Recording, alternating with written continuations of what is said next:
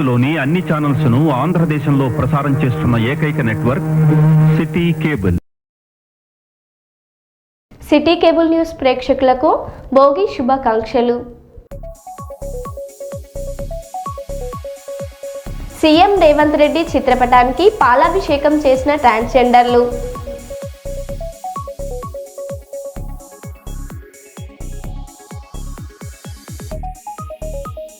నెల్లూరు నగరంలోని ఇస్కాన్ సిటీలో ఉన్న అనిల్ కుమార్ యాదవ్ నివాసానికి ఎంపీ మిథున్ రెడ్డి.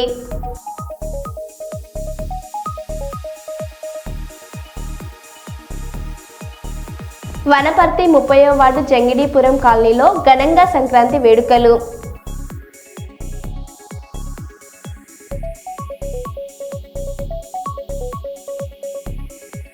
భోగి పర్వదినాన ఐనవోలు శ్రీ మల్లికార్జున స్వామి బ్రహ్మోత్సవాల్లో పాల్గొన్న మంత్రి కొండ సురేఖ.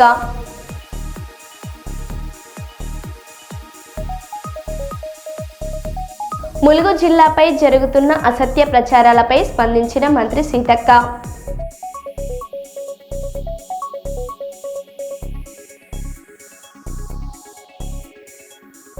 ఇక వివరాల్లోకి వెళ్తే, ములుగు జిల్లాపై జరుగుతున్న అసత్య ప్రచారాలపై స్పందించిన మంత్రి సీతక్క గారు. ములుగు జిల్లా ప్రజలకు, ఆనాడు జిల్లా కోసం పోరాడినటువంటి ప్రజాప్రతినిధులకు, వివిధ రాజకీయ పార్టీల నాయకులకు అందరికీ కూడా పేరు పేరున హృదయపూర్వక నమస్కారాలు. ఈ మధ్యకాలంలో కొంతమంది యూట్యూబ్ ఛానల్స్ కానీ, వ్యక్తులు కానీ, వ్యవస్థలు కానీ పనిగట్టుకొని మరి అధికార పార్టీ మీద లేదా గవర్నమెంట్ మీద పదే పదే తప్పుడు ప్రచారం, ఆడ దేని గురించి ఆలోచన చేసినా ఇంకో దాని గురించి వక్రీకరించి చేస్తూ ఉన్నారు. ముఖ్యమంత్రి గారు స్పష్టంగా చెప్పడం జరిగింది. ఏ జిల్లా తీసేయడం అని కాదు, ఏ జిల్లా ఇబ్బంది అని కాదు. ఒక్కొక్క జిల్లాలో ఉండేటువంటి నియోజకవర్గాన్ని మరి 4-5 జిల్లాలుగా గత ప్రభుత్వం మార్చింది. ఇవాళ ములుగు నియోజకవర్గం చూస్తే జిల్లా ఇచ్చినందుకు సంతోషం. అనేక పోరాటాలు, మొదటి దశలోనే రావాల్సిన జిల్లా లాస్ట్లో వచ్చారు. అది కూడా చాలా పోరాటాలు చేయడం జరిగింది. చాలామంది వ్యక్తులు, చాలామంది అభిమానులు, సంఘాలు, జేఏసీలు ఏర్పడి మరి ఇవన్నీ కూడా చేయడం జరిగింది. ఈ క్రమంలో స్వర్గీయ నెల్లెల కుమారన్న గారు కూడా ఈ యొక్క జిల్లా పోరాటంలో అగ్రభాగాన నిలవడం జరిగింది. మరి అందరి పోరాట ఫలితంగా ఆనాడు గవర్నమెంట్ జిల్లాను ప్రకటించింది. అయితే ఈ యొక్క ములుగు నియోజకవర్గం చూసినప్పుడు మరి ములుగు నియోజకవర్గం 3 జిల్లాలలో ఉండేది. ఒక నియోజకవర్గం ఒక జిల్లాలో ఉంటే ఒక ప్రజాప్రతినిధి, ఒక ఎమ్మెల్యే అయినా, ఒక ఎంపీ అయినా ఏదైనా ప్రోగ్రాం ఉన్నప్పుడు సంపూర్ణంగా ఆ నియోజకవర్గ ప్రజలతో ఆ జిల్లా కార్యక్రమంలో పాల్గొనడానికి అవకాశం ఉంటుంది. ఉదాహరణకు చూస్తే ములుగు జిల్లాలో మరి 9 మండలాలు తోటి ములుగు జిల్లా ఏర్పడ్డది. ఇందులో 2 ములుగు నియోజకవర్గానికి సంబంధించినటువంటి పాకాల కొత్తగూడ, గంగారం మండలాలపై మహబూబాద్లో కలిసినాయి. అదేవిధంగా మరి ములుగు నియోజకవర్గానికి సంబంధించినటువంటి 5 గ్రామాలు, పెద్దాపురమును, గుర్రంపేట, ఇంకా బావుసింగ్పల్లె, ఇంకా సుబ్బక్కపల్లి, ఇంకా రామ్నాయక్ తండా, ఈ 5 గ్రామ పంచాయతీ అవి తీసుకుపోయి భూపాలపల్లిలో కలిపారు. భూపాలపల్లి ప్రజలకు చూస్తే ఎమ్మెల్యేకేమో నాకు ఓటేస్తున్నారు, ఎంపీకేమో మహబూబాద్కి ఇస్తున్నారు, ఎంపీటీసీకి జెడ్పీటీసీలకేమో భూపాలపల్లి మండలానికి ఇస్తున్నారు. ఇది ఎవరు బాధ్యత అనేది లేకుండా అయిపోతుంది. ఎమ్మెల్యే, ఎంపీ ఏమో ములుగుకు సంబంధించి మహబూబాద్కి సంబంధించిన వాళ్ళకి ఇస్తున్నారు, ఎంపీటీసీలకు జెడ్పీటీసీలకు వచ్చినప్పుడు, ఎంపీపీలకు వచ్చినప్పుడు భూపాలపల్లి వాళ్ళకి ఇస్తున్నారు. మరి పోలీస్ స్టేషన్ ములుగు అంటే 5 గ్రామాలు ఏవైతే మరి గుర్రంపేట, పెద్దాపురం ఏవైతే అవి 5 గ్రామ పంచాయతీలు ఉన్నాయో అవి భూపాలపల్లి జిల్లాలో కలిపినప్పుడు మరి జిల్లా కలెక్టర్ ఏమో భూపాలపల్లి జిల్లా అవుతుంది, రెవెన్యూ ఏమో భూపాలపల్లి అవుతుంది, పోలీస్ ఏమో మరి ములుగు అవుతుంది, వెంకటాపురం అవుతుంది, ఎస్పీ గారేమో ములుగు అవుతున్నారు. అంటే ఒక అడ్మినిస్ట్రేషన్ విషయంలో ఎంత గడిబడి ఉంది. ఎమ్మెల్యే, ఎంపీకేమో ములుగు సైడ్ ఓట్లెత్తే ఎంపీపీ, జెడ్పీటీసీకేమో భూపాలపల్లికి వేస్తున్నారు. మరి కలెక్టర్ ఏమో భూపాలపల్లి అయితే మరి ఎస్పీ ఏమో వెంకటాపురం, ములుగు ఎస్పీ అవుతున్నాడు, వెంకటాపురం ఎస్ఐ అవుతున్నాడు. వాళ్ళకు మొన్న ఇందిరమ్మ ఇళ్ళ ఆప్షన్ వచ్చింది. అసలు ఎవరు ఎక్కడ పెట్టాలి, ఏ జిల్లా కింద ఇవ్వాలి, ఎంత కన్ఫ్యూజన్ అవుతుంది. ఏదన్నా సంక్షేమ పథకాలు చేసుకోవాలన్నా, ఎందుకంటే ఇటు కొంచెం సొసైటీలు ఇటు ఉన్నాయి, కొన్ని అటు ఉన్నాయి. ఇదంతా ఇలాంటిదంతా కూడా సరిచేయాలి. అది కూడా మా సీఎం గారికి లేదా మాకు పలానా మండలంలో మంచి పొటెన్షన్ ఉంది, లేకుంటే అక్కడ గొప్ప దేవుడు ఉన్నాడు, లేకుంటే అక్కడ గొప్ప ఇది ఉంది, దాన్ని తీసుకొచ్చి మా దాంట్లో కలుపుకోవాలి, లేకుంటే ఏం లేదు అటు కలపాలని కాదు. శాస్త్రీయంగా ఒక జడ్జినేసి, రిటైర్డ్ జడ్జినేసి అది ఏది బాగుంటుందో అది సరిచేద్దామని చెప్పారు తప్ప ఏ జిల్లాను తొలగిస్తాం, ఏ జిల్లాను పెంచుతాం అనేది అసలు అందులో టాపికే రాలేదు. కాబట్టి ఈరోజు ములుగు జిల్లా గురించి ఎవరు ఆందోళన చెందాల్సినటువంటి అవసరం లేదు. ఆ రోజు పోరాటంలో కానీ ఈరోజు అభివృద్ధిలో కానీ మేము అగ్రభాగాన ఉన్నాం. చాలామంది ఆ రోజు పోరాటంలో లేరు, 10 ఏళ్ళ అభివృద్ధిలో లేరు. కానీ ఈరోజు కొంతమంది రకరకాలుగా తప్పుడు ప్రచారాన్ని క్రియేట్ చేస్తూ ఉన్నారు. ఈరోజు మేమందరం కూడా ఖచ్చితంగా కాంగ్రెస్ పార్టీ పరంగా, ప్రభుత్వంలో ఉన్న పార్టీ పరంగా ఖచ్చితంగా ములుగు జిల్లాను అభివృద్ధిలో అగ్రభాగాన ఉంచాలనేటువంటి సంకల్పంతో పనిచేస్తూ ఉన్నాం. దానికి తగ్గట్టుగా కూడా నిధులు వస్తూ ఉన్నాయి. సీఎం రేవంత్ రెడ్డి గారు, అదేవిధంగా మా డిప్యూటీ సీఎం బట్టి విక్రమార్క గారు కూడా ఎప్పటికప్పుడు నిధులు రిలీజ్ చేస్తున్నారు. మా సహచర మంత్రులు కూడా, మా సోదరులందరూ ఆడబిడ్డలాగా నేను ఏదైనా అడిగితే అది వెంటనే శాంక్షన్ ఇస్తున్నారు. కాబట్టి మీరు ఇంకా బ్రహ్మాండంగా చూస్తారు అభివృద్ధి ఇంకా రాబోయే కాలంలో. ఇప్పుడు సమ్మక్క సారలమ్మతో పాటు రేపు గోదావరి పుష్కరాలు కూడా ఉంటాయి. గోదావరి పుష్కరాలకు కూడా ములుగు జిల్లానే వేదిక కాబోతుంది. ఉమ్మడి వరంగల్ జిల్లాలో మరి గోదావరి ఉన్నటువంటి పరివాహక ప్రాంతం ఉన్నటువంటిది ములుగు జిల్లాలో ఉంది. కాబట్టి ముఖ్యమంత్రి గారు కూడా మేడారం అయిపోగానే మరి గోదావరి పుష్కరాల మీద కూడా స్పెషల్ ఫోకస్ పెట్టండి అని మమ్మల్ని ఆదేశించడం జరిగింది. కాబట్టి ఎవరు దయచేసి ఆందోళన చెందాల్సిన అవసరం లేదు. అనవసరంగా ఎవరు తప్పుడు వార్తలను క్రియేట్ చేయకండి. శాస్త్రీయంగా జరుగుతాయని ఈ సందర్భంగా తెలియజేస్తూ మీరు అందరూ కూడా నిశ్చింతగా ఉండండి. తప్పకుండా ములుగు జిల్లా అభివృద్ధి దినదినం ఎట్లా అభివృద్ధి జరుగుతుందో కాంగ్రెస్ ప్రభుత్వంలో చూస్తున్నారు. కాబట్టి ఇంకా అభివృద్ధి చేసి చూపిస్తామని తెలియజేస్తాము. పాలకుర్తి నియోజకవర్గంలో రాజకీయాలకు అతీతంగా అన్ని వర్గాల ప్రజలకు సంక్షేమ పథకాలు అందిస్తున్న ఎమ్మెల్యే మామిడాల యశస్విన్ రెడ్డి, పీసీసీఐ ఉపాధ్యక్షురాలు హనుమన్ల ఝాన్సీ రెడ్డిలపై బీఆర్ఎస్ పార్టీ నాయకులు తప్పుడు ప్రచారం చేయడం మానుకోవాలని బ్లాక్ కాంగ్రెస్ అధ్యక్షుడు రాపాక సత్యనారాయణ అన్నారు. మండల కేంద్రంలోని కాంగ్రెస్ పార్టీ కార్యాలయంలో వారు మీడియాతో మాట్లాడారు. ఇచ్చిన హామీలను ఒక్కొక్కటిగా అమలు చేస్తున్న ఏకైక ప్రభుత్వం కాంగ్రెస్ ప్రజా ప్రభుత్వం అన్నారు.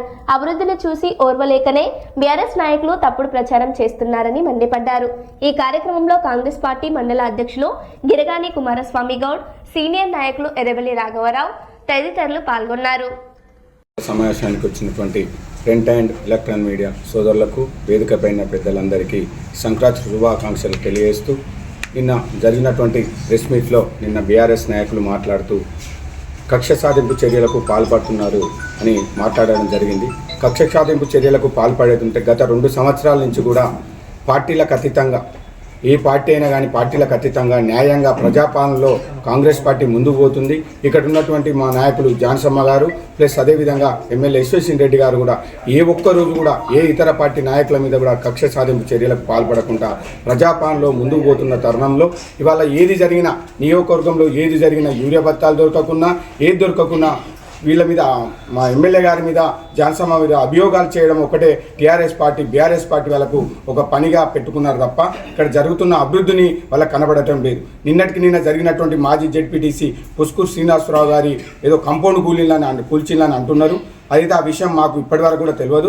కాకుంటే చట్టం తన పని తను చేసుకుంటే తప్ప ఎమ్మెల్యే గారు, ఝాన్సమ్మ గారు ఎవరి ఇండ్లు కంపౌండ్ కూలవలసిన బాధ్యత లేదు. ఎందుకంటే మీకు అన్యాయం జరిగితే, ఇప్పటికైనా అన్యాయం జరిగితే రీసర్వే కట్టుకోండి. ఇప్పుడు రీసర్వే కట్టుకొని మళ్ళీ మీరు న్యాయంగా మీకు ఏదైతే అన్యాయం జరిగిందంటే చట్ట ప్రకారం ముందుకు పోవాలి తప్ప చట్టానికి అందరు కూడా సమానంగానే ఉంటారు తప్ప చట్టానికి ఎవరు చుట్టాలు కాదన్న విషయాన్ని మీరు గమనించాలి. ఎందుకంటే ఏదో ఇప్పుడే మేము తెలుసుకున్న సమాచారం ప్రకారం 568 సర్వే నెంబర్లో ఆ పక్కనే 566 అసెంట్ భూమి ఉన్నదన్న విషయం తెలుస్తుంది. అందులో కొంత భాగం కలిసినట్టు జస్ట్ సమాచారం ఇప్పుడు తెలుసుకోవడం జరిగినది.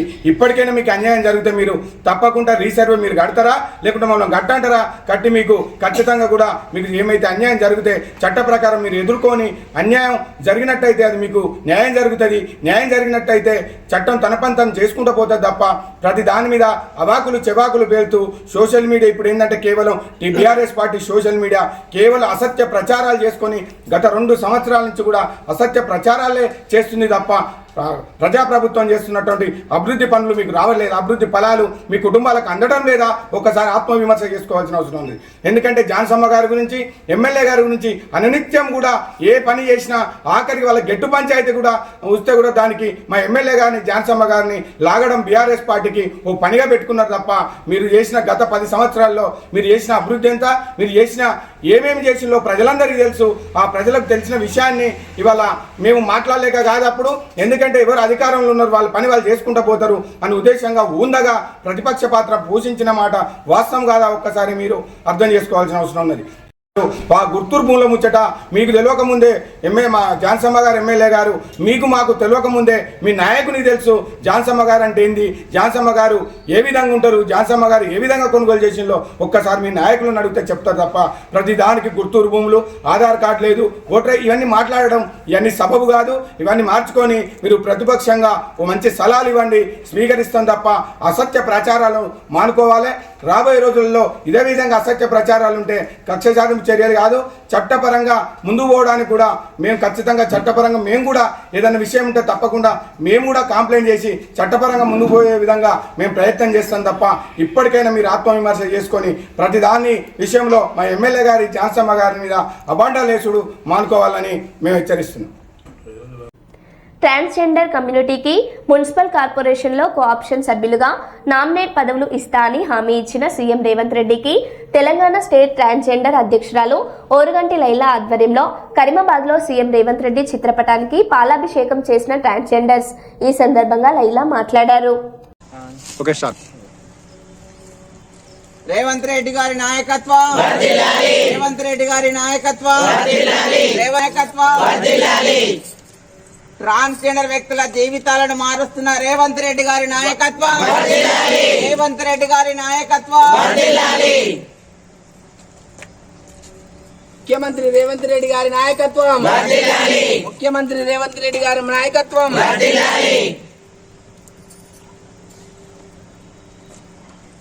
ప్రజానాయకుడు రేవంత్ రెడ్డి గారి నాయకత్వం, ప్రజానాయకుడు రేవంత్ రెడ్డి గారి నాయకత్వం.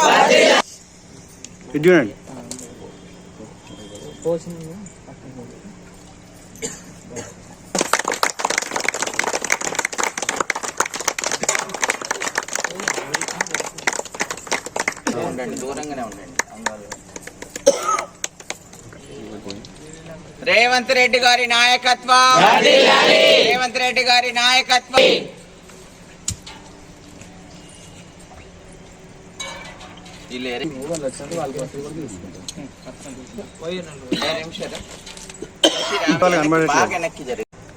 మన తెలంగాణ రాష్ట్ర ముఖ్యమంత్రి గౌరవనీయులు రేవంత్ రెడ్డి గారి నాయకత్వం, రేవంత్ రెడ్డి గారి నాయకత్వం, రేవంత్ రెడ్డి గారి నాయకత్వం. రాష్ట్ర ముఖ్యమంత్రి గారు రేవంత్ రెడ్డి గారి నాయకత్వం, రేవంత్ రెడ్డి గారి నాయకత్వం, గారి నాయకత్వం. రేవంత్ రెడ్డి గారు మా ట్రాన్స్జెండర్ వ్యక్తులకు ఇచ్చినటువంటి గొప్ప అవకాశాన్ని పురస్కరించుకొని తెలంగాణ రాష్ట్రంలో ఉన్నటువంటి మా ట్రాన్స్జెండర్ వ్యక్తులందరం కూడా చాలా సంబరాలు జరుపుకుంటున్నాము. అదేవిధంగా వరంగల్లో ఈరోజు తన ముఖ్యమంత్రి గారి చిత్రపటానికి మేము పాలాభిషేకం, పూలతో అభిషేకం చేయడం జరిగింది. ఎందుకంటే మా తల్లిదండ్రులు మా గురించి ఆలోచించకపోయినా, సమాజం మమ్మల్ని పట్టించుకోకపోయినా, గత ప్రభుత్వాలు మమ్మల్ని ఎంతో చిన్న చూపు చూసి కనీసం మా జెండర్ను పలకడానికి ఇష్టపడినటువంటి ప్రభుత్వాల నుంచి ఇప్పుడు మా గురించి ఒక తల్లిదండ్రుల స్థానంలో ఉండి మా గురించి ఆలోచిస్తూ మమ్మల్ని గౌరవంగా బ్రతికించడానికి ఇంత మంచి అవకాశాలు కల్పిస్తున్న రేవంత్ రెడ్డి గారికి మేము జీవితాంతం రుణపడి ఉంటాము. ఇది రాబోయే మా కమ్యూనిటీకి మంచి అవకాశము. ఖచ్చితంగా అప్కమింగ్ జనరేషన్ అంతా ఒక గొప్ప పొజిషన్లో ఈ తెలంగాణలో చూస్తామని, దానికి కారణం మన కాంగ్రెస్ ప్రభుత్వము, మన ముఖ్యమంత్రి రేవంత్ రెడ్డి గారు అవుతారని, అది చరిత్రలో నిలిచిపోయే అంశం అని మేము గర్వంగా చెప్పుకుంటూ మరొకసారి మన ముఖ్యమంత్రి రేవంత్ రెడ్డి గారికి తెలంగాణలో ఉన్నటువంటి ట్రాన్స్జెండర్ అందరి తరపున ధన్యవాదాలు తెలియజేసుకుంటున్నాము. మీరు ఆగండి. నమస్తే అండి, నా పేరు లైలా. ఈరోజు మన తెలంగాణ రాష్ట్ర ముఖ్యమంత్రి వర్యులు గౌరవనీయులు రేవంత్ రెడ్డి గారు మా ట్రాన్స్జెండర్ వ్యక్తుల కోసం ఒక గొప్ప నిర్ణయం తీసుకున్నారు. నిజంగా ఇది చరిత్రలో నిలిచిపోయే అంశము.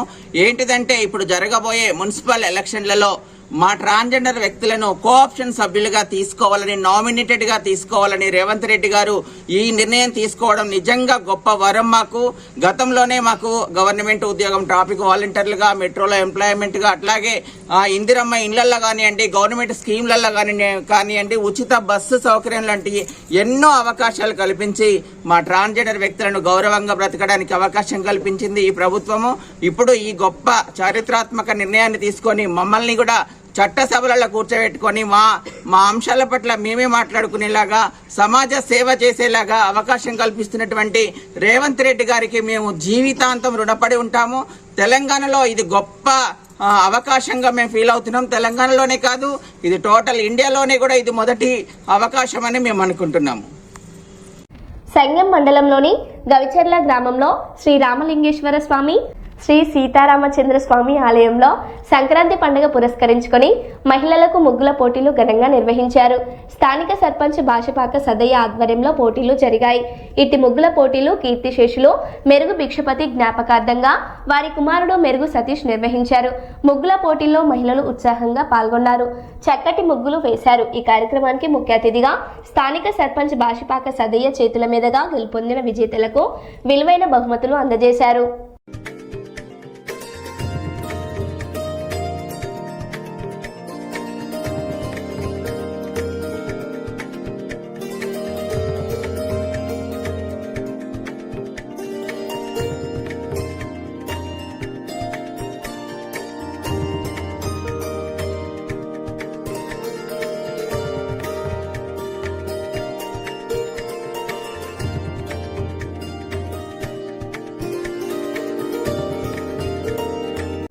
భోగి పర్వదినం సందర్భంగా హన్మకొండ జిల్లా ఐనవోలు శ్రీ మల్లికార్జున స్వామి బ్రహ్మోత్సవాలలో రాష్ట్ర దేవాదాయ శాఖ మంత్రి కొండ సురేఖ పాల్గొన్నారు.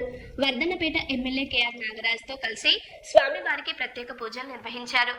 బ్రహ్మోత్సవాల ఏర్పాట్లను పరిశీలించిన మంత్రి భక్తులకు అన్ని మౌలిక సౌకర్యాలు కల్పించాలని అధికారులను ఆదేశించారు. ఈ సందర్భంగా ఐనవోలు జాతర తాత్కాలిక బస్టాండ్ను ప్రారంభించారు.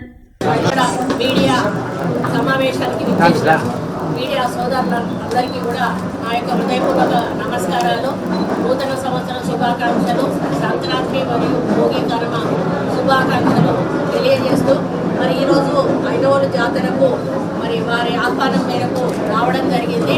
మరి ఐనవోలు అనేది హన్మకొండ మండలంలో మరి వేసినటువంటి మల్లికార్జున స్వామి ఆలయం ఇది. అత్యంత అయ్యన్న దేవుడు ఈ ఆలయాన్ని నిర్మించినట్లు చరిత్ర చెబుతా ఉంది. ఆయన పేరు మీదనే ఈ ఊరికి అయ్యన్నవోలు అంటే ఐనవోలు అనేటువంటి పేరు రావడం జరిగింది. మరి కాకతీయ కాలంలో కాకతీయ రాజులు ఈ ఆలయాన్ని మరింత అభివృద్ధి చేయడం జరిగింది. వరంగల్ కోటలో మనం చూసే ప్రసిద్ధిగాంచిన కీర్తి తోరణం ఏదైతే ఉందో అది మొట్టమొదట ఈ ఐనవోలులోనే కన్స్ట్రక్షన్ చేయడం జరిగింది. కుండల్లో వండినటువంటి బోనం స్వామివారికి నైవేద్యంగా, అదేవిధంగా శివసత్తుల పూనకాలు కూడా జాతర సమయంలో డప్పు చప్పుళ్ళు, ఒగ్గు కథలు, శివసత్తుల పూనకాలు ఈ ఆలయ పరిసరాల్లో మనం చూస్తూ ఉన్నాము. ఏ విధంగా వస్తూ ఉంటే మారుమ్రోగుతూ ఉన్నాయో మరి అదంతా కూడా మనం చూస్తూ ఉన్నాం. మరి విశేషాలు ఏంటంటే ఇక్కడ సంతానం లేని వారు, వివాహం ఆలస్యం అవుతున్న వారు ఇక్కడ స్వామివారి బండారి చల్లుకుంటే మరి వాళ్ళకు ఆ కోరికలు తీరుతాయనేటువంటి ఒక నమ్మకం ఉన్నది. కాబట్టి ఇటువంటి ప్రసిద్ధిగాంచినటువంటి ఈ ఐనవోలు మరి జాతరను గత ప్రభుత్వం అయితే ఈ యొక్క గుడిని ఇక్కడ కూడా మరి అభివృద్ధి చేసిన దాఖలాలు లేవు. మరి ఇప్పుడే ఎమ్మెల్యే గారు వారు చెప్పడం జరుగుతూ ఉంది. ఒక 2 కోట్ల నిధులు మాకు ఇచ్చినట్టయితే మేము కొన్ని రిపేర్స్ చేయించేటి ఉన్నవి, ఆ మండపం అది దాన్ని చేయించుకున్నామని చెప్పారు. అయితే ఈ సంవత్సరం మాకు ఆల్రెడీ ఫండ్స్ అంతా కూడా మేము టెంపుల్స్ కేటాయించడం జరిగింది. వచ్చే సంవత్సరం 100% వచ్చి అంటే ఫైనాన్షియల్ ఇయర్లో తప్పకుండా 2 కోట్ల రూపాయలు ఈ ఐనవోలు దేవస్థానానికి మా తరఫున ఎండోమెంట్ తరఫున ఇస్తానని చెప్పి మరి తెలియజేస్తూ ఉన్నాను. అదే క్రమం కూడా 100% చేస్తాము. మరి అదేవిధంగా అన్న కోరినట్టుగా 2 కోట్ల రూపాయలు నెక్స్ట్ స్టార్టింగ్లోనే అన్నకు శాంక్షన్ ఇస్తానని చెప్పి ఈ సందర్భంగా వారికి విజ్ఞప్తి చేస్తూ మరి మీరు ఒక లెటర్ ఇవ్వండి, నేను కూడా ఒక లెటర్ ఇస్తాను టూరిజం మినిస్టర్ గారికి ఇక్కడ హరిత హోటల్ కన్స్ట్రక్షన్ కోసము. అదేవిధంగా మేము ఏంటంటే ముఖ్యమంత్రి గారు ఇంకొకటి కూడా ఏం చెప్పారంటే టెంపుల్ పెరిఫెరల్ ఏరియాలో ఎంతవరకు వీలుంటే అంతవరకు భూములను అక్వైర్ చేయండి, రైతుల మద్దతుతో అని చెప్పారు. ఎందుకంటే రాబోయే రోజుల్లో మళ్ళీ మనం కావాలంటే మనకు ల్యాండ్ దొరకదు. కాబట్టి ముందే మనం ఎవరు ఎంతవరకైతే ఇవ్వగలుగుతారో వాళ్ళ దగ్గర మనము మాట్లాడి వాళ్ళని ఒప్పించి వాళ్ళకు కావాల్సినంత అంటే కలెక్టర్ గారితో డీల్ చేసి ఆ యొక్క ల్యాండ్ ఎంతవరకు వీలుంటే అంతవరకు మనకు అక్వైర్ చేసి గుడి చుట్టూ పెట్టుకుంటే అది గుడి ల్యాండ్గా మిగిలిపోతుంది అని చెప్పడం జరిగింది. ఈరోజు సమ్మక్క సారలమ్మ జాతర దగ్గర కూడా 9 కోట్లు 10 కోట్లు పెట్టి సెంటర్లో ఒక ప్రైవేట్ పీస్ ఉంది. ఆ ప్రైవేట్ పీస్ కూడా ఈరోజు తీసుకోవడం జరిగింది. అట్లా ఉన్నప్పుడు మనకు జాతరలు జరిగినప్పుడు ఎటువంటి ఇబ్బంది కూడా ఉండకుండా ఉండేటువంటి అవకాశం ఉంటుంది. కాబట్టి ఏదో జాతర అప్పుడు వచ్చేసి చూసేసి వెళ్ళిపోయి మళ్ళీ జాతరకు చేసేటువంటి కార్యక్రమం కాకుండా ఎప్పుడు కూడా పర్మనెంట్గా ఉండాలి అనేటువంటి ఆలోచనతోటే మన ముఖ్యమంత్రి గారు వారు దృష్టి సారిస్తూ ఉన్నారు. మరి అదే పద్ధతిలో మా డిపార్ట్మెంట్ కూడా పనిచేస్తూ ఉంది. ముఖ్యంగా మరి ఇక్కడ మిల్లీగ్రాములు ఉంది, సిల్వర్ వచ్చి 200 కిలోల 500 గ్రాములు ఉంది. అయితే మేము ప్రతి గుళ్ళో ఉన్నటువంటి గోల్డ్ కానీ వెండి కానీ మనందరూ కూడా లాకర్లలో డిపాజిట్ చేసి పెట్టారు. అప్పటి నుంచి కూడా వాళ్ళు యూజ్ చేయలేదు. మేమేమంటే దేవుడి సొమ్ము దేవుడికి పెట్టాలి కాబట్టి అక్కడక్కడ ఉన్నటువంటి వెండి కానీ బంగారం కానీ చూసి వాళ్ళ క్యాష్ డిపాజిట్స్ ఏమన్నా ఉన్నా కూడా అవి కూడా మనం గోల్డ్ రూపంలో తీసుకొని స్వామివార్లకు కానీ అమ్మవార్లకు కానీ ఏమేమి అవసరం ఉంటాయో అవి చేయిస్తే వాళ్ళ డబ్బులు వాళ్ళకు ఒక శోభాయమానంగా మనం ఊరేగించేటప్పుడు ఈరోజు ఊడేందు ఉంది మనకి ఏది రథము, అలా కాకుండా దానికి వెండి తాంబడం పెట్టామనుకోండి దాని అందం వేరు ఉంటుంది. అదేవిధంగా మేము ఈరోజు కొమరవెల్లి మల్లన్నకు గతంలో కిరీటం చేయించారు. ఇప్పుడు మేము అమ్మవార్లు ఇద్దరికి కూడా కిరీటానికి ఆర్డర్ ఇవ్వడం జరిగింది, గోల్డ్ కిరీటం. ఈ విధంగా మరి ఇక్కడ దేవుడు వచ్చినటువంటి భక్తులు ఇచ్చినటువంటి బంగారం కానీ వెండి కానీ దేవుడికే ఉపయోగించాలనేటువంటి పద్ధతిలో మేము ముందుకు పోతా ఉన్నాం. కాబట్టి రాబోయే రోజుల్లో టెంపుల్స్ అనేటివి ఒక మంచి ఆలోచనతోటి భక్తులకు అనుకూలంగా సౌకర్యంగా ఉండే విధంగా తెలంగాణ పేరు అంటే ఒక మనం ఏదంటే పోవాలంటే ఆంధ్రప్రదేశ్లో రేపు పుష్కరాలు వస్తున్నాయి, గోదావరి వస్తున్నాయి, కృష్ణ వస్తున్నాయి. గోదావరి పుష్కరాలు అనగానే రాజమండ్రి అని చెప్పేసి పరిగెత్తారు. మరి గోదావరి మన దగ్గర చాలా చోట్ల వారుతుంది. కానీ ముఖ్యమంత్రి గారు ఏం ఆదేశించారు, ఎక్కడెక్కడైతే మనము ఘాట్లు నిర్మాణం చేయగలుగుతామో అక్కడక్కడ ఘాట్లు నిర్మాణం చేస్తూ గోదావరి వెంట ఉన్న ప్రతి గుడిని కూడా అభివృద్ధి చేయమని చెప్పి వారు ఆదేశాలు ఇచ్చారు. దాని మీద మేము ఎక్సర్సైజ్ చేస్తాం. నెక్స్ట్ వచ్చేటి కృష్ణా పుష్కరాలు. కృష్ణ పుట్టింది మన దగ్గర. కృష్ణ మన దగ్గర నుంచి ఎంత దూరం పోతుందో అంత దూరం కూడా వాటి ఘాట్స్ కూడా నిర్మాణం చేస్తూ వాటికి కూడా అక్కడ ఉన్నటువంటి టెంపుల్స్ను డెవలప్ చేయమని దానికి ప్రణాళిక సిద్ధం చేయమని చెప్పి ముఖ్యమంత్రి గారు చెప్పారు. ఒక సబ్ కమిటీ వేయబోతా ఉన్నాం. సబ్ కమిటీ ద్వారా ఇవన్నీ కూడా మేము శ్రీధర్ బాబు గారి నాయకత్వంలో ముఖ్యమంత్రి గారు చెప్పారు. ఆ సబ్ కమిటీ ద్వారా ఇవన్నీ కూడా సమస్యలను మరి పరిష్కరించే దిశగా ఏ విధంగా ముందుకు పోవాలనేది మరి ముఖ్యమంత్రితో ఫైనల్గా చర్చించి అన్ని నిర్ణయాలు కూడా తీసుకుంటారు. మొన్న జరిగిన సరస్వతి పుష్కరాలు కూడా మీరు చూసుంటారు. మొదట్లో ఎక్కడైతే సరస్వతి పుష్కరాలు జరుగుతాయి అక్కడి వాళ్ళు కూడా ఇక్కడికి వచ్చి దర్శనం చేసుకొని మా దగ్గర కంటే కూడా మీ దగ్గరే బాగా అరేంజ్మెంట్స్ ఉన్నాయి. టూరిజం మినిస్టర్ గారితో మాట్లాడి ఇక్కడ 3 ఎకరాల స్థలము దేవుడికి గుడికి సంబంధించిన స్థలం ఉందని చెప్పారు. అది కూడా వారితో చెప్పి అది కూడా శాంక్షన్ చేపించి నిర్మాణం చేపించే కార్యక్రమం చేస్తాము. మరి అదేవిధంగా ఎందుకంటే ముఖ్యమంత్రి గారు ముఖ్యంగా ఆలయాల అభివృద్ధి బాసరం నుంచి భద్రాచలం వరకు కూడా ఒక సర్క్యూట్ లాగా చేసి అన్ని గుడులను కూడా డెవలప్ చేయాలన్నది వారి యొక్క ముఖ్య ఉద్దేశము. ఈరోజు మీరు చూస్తూ ఉన్నారు సమ్మక్క సారలమ్మ జాతరను ఒక ప్రతిష్టాత్మకంగా తీసుకొని ఒక గిరిజన బిడ్డలు 800 సంవత్సరాల నుంచి చేస్తున్న జాతరను ఎవ్వరూ కూడా ఇంతవరకు అభివృద్ధి చేయాలన్న ఆలోచన లేకపోతే మన ముఖ్యమంత్రి గారు ఈరోజు 200-300 కోట్ల రూపాయలు పెట్టి దాన్ని పర్మనెంట్ ఇన్కమ్ టూరిజం పెరగాలి. ముందు టూరిజం పెరిగితే మనకి ఇన్కమ్ పెరుగుతుంది. కాబట్టి టెంపుల్ టూరిజము, ఈకో టూరిజం ఈ మూడింటిని కూడా మేము ఒక్కసారి మీద నిలబెట్టి మరి ఆకర్షిస్తే మనం ఎవరైతే పర్యాటకులను ఆకర్షిస్తే మనకు రెవెన్యూ పెరిగే అవకాశం ఉంటుంది. తెలంగాణ కూడా మనకు ఒక గుర్తింపు వచ్చేటువంటి అవకాశం ఉంటుంది. కాబట్టి ఆ దిశగా మేము ముందుకు పోతామని తెలియజేస్తూ ఈరోజు ఐడవోలు మల్లన్న మరి ఆశీర్వచనం తీసుకున్న అవకాశం కల్పించిన నాగరాజన్న చైర్మన్ గారికి, ఈఓ గారికి, ఇక్కడ ఉన్న ప్రతినిధులందరికీ కూడా పేరు పేరున ధన్యవాదాలు తెలియజేసుకుంటూ సెలవు తీసుకుంటాం. మరో బులెటిన్లో మళ్ళీ కలుద్దాం. Stay tune.